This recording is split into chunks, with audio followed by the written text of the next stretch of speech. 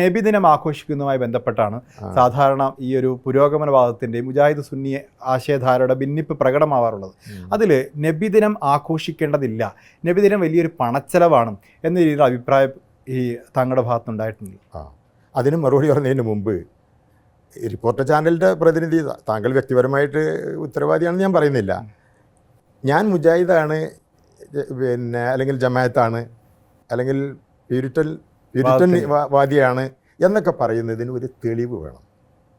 കാരണം ഞാൻ വളരെ പ്രാഥമികമായിട്ട് നിങ്ങളോട് പറയുന്നത്, ഇത് ഇന്ത്യ ഒരു ഭദ്രമായ ലോക രാജ്യങ്ങൾക്കിടയിൽ തലയെടുപ്പോടെ നിൽക്കുന്നൊരു രാജ്യമാണ്.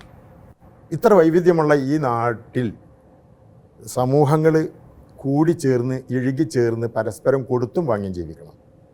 അതിന് ഭംഗം വരുത്തുന്ന തരത്തിലുള്ള കണ്ടെത്തലുകൾ മീഡിയകളുടെ ഭാഗത്തുനിന്ന് ഉണ്ടാക്കാൻ പാടില്ല. അപ്പോൾ നിങ്ങൾ വ്യക്തിപരമായിട്ടല്ല, കണ്ടെത്തിയ ആളുകൾ തീർച്ചയായിട്ടും അതിന് തെളിവ് നിരത്തണം. ഞാൻ പറഞ്ഞല്ലോ, ഞാൻ വരാം. ഇതിൽ സമസ്തയുടെ ഭാഗത്തു നിന്നുള്ള ചിലർ ഉന്നയിക്കുന്ന ഒരു ചോദ്യമാണ് ഞാനിപ്പോൾ ചോദിച്ചത്. നബിദിനവുമായി ബന്ധപ്പെട്ട് ഉന്നയിച്ചിട്ടുള്ള ഒരു വിഷയമുണ്ട്. നബിദിനം ഒരു പാഴ്ചെലവാണ്. നബിദിനം ഒരു പാഴ്ചെലവാണ് എന്ന് എനിക്ക് വാദമില്ല. നബിദിനം ഫർള് പോലുള്ള സുന്നത്താണ്. ഫർള് എന്ന് പറഞ്ഞാൽ നിർബന്ധം, സുന്നത്ത് എന്ന് പറഞ്ഞാൽ ഐച്ഛികം. അപ്പം നിർബന്ധം പോലെ പരിഗണിക്കേണ്ട, എന്തായാലും ആഘോഷിക്കേണ്ട, കൊണ്ടാടേണ്ട ഐച്ഛികമായ സുന്നത്തായ ഒരു കാര്യമാണ് നബിദിന ആഘോഷം. അതേ സമയത്ത് ഇന്ന് ഞാൻ പറയുന്നത് മലബാറിൻ്റെ പശ്ചാത്തലത്തിലാണ്. മലബാറിൽ ദാരിദ്ര്യമില്ല. അപ്പോൾ ഭക്ഷണം പാഴാക്കുന്നത്, ദുർവ്യയം ചെയ്യുന്നത് ശരിയല്ല, അതിൻ്റെ ആവശ്യമില്ല. ഈ നബിദിനത്തിന് പള്ളികളിലൂടെയൊക്കെ വിതരണം ചെയ്യുന്ന ബിരിയാണി ആ അർത്ഥത്തിലാണ് ഉദ്ദേശിക്കുന്നത്. ഏത് ഭക്ഷണമായാലും ഭക്ഷണം മനുഷ്യൻ തിന്നണം, കഴിക്കണം. അനാവശ്യമായി ഭക്ഷണം പാചകം ചെയ്യരുത്, അനാവശ്യമായിട്ട് ഭക്ഷണം വിതരണം നടത്താതെ നശിപ്പിക്കരുത്. നബിദിനം ഒരു ആഘോഷമാണല്ലോ, എല്ലാ ദുർവ്യയം. അത് മാത്രമല്ല, നബിദിനത്തിൻ്റെ പേരിൽ ധാരാളം ദുർവ്യയം നടക്കുന്നുണ്ട്.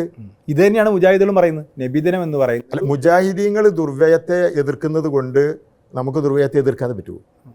ദുർവ്യയം പാടില്ലല്ലോ. നിങ്ങളൊരു ഇന്ത്യൻ പൗരൻ എന്ന നിലയ്ക്ക് നിങ്ങൾക്ക് അതിനോട് യോജിക്കാൻ പറ്റുമോ ദുർവ്യയത്തോട്?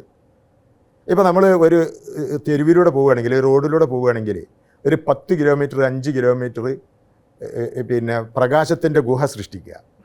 എന്തിന്? ദുർവ്യയമല്ലേ? ഈ ദുർവ്യയത്തെ ഇസ്ലാം എതിർക്കുന്നുണ്ട്. ഇപ്പോൾ ഇങ്ങനെയുള്ള സന്ദർഭങ്ങളിൽ അനാവശ്യമായിട്ട് വെളിച്ചം ജ്വലിപ്പിച്ച് നിർത്തുക തുടങ്ങിയിട്ടുള്ള സംഗതികളെ പരമസാത്വികനായ അത്തിപ്പറ്റ ഉസ്താദിനെ പോലുള്ള ആളുകൾ എതിർത്തിട്ടുണ്ട്. ഈ ആരോപണം ഉയർന്നു വന്ന സമയത്ത് സോഷ്യൽ മീഡിയ അങ്ങനെയുള്ള മഹാന്മാരുടെ വിയോജിപ്പുകൾ പുറത്തു കൊണ്ടുവന്നിരുന്നല്ലോ. ദുർവ്യയത്തെയാണ് എതിർക്കുന്നത്. ഒരു പ്രദേശത്ത് നബിദിനത്തോടനുബന്ധിച്ച് ഭക്ഷണത്തിന് പ്രയാസമുള്ള ആളുകളുണ്ടെങ്കിൽ തീർച്ചയായിട്ടും അതൊരു പുണ്യകർമ്മമാണ്.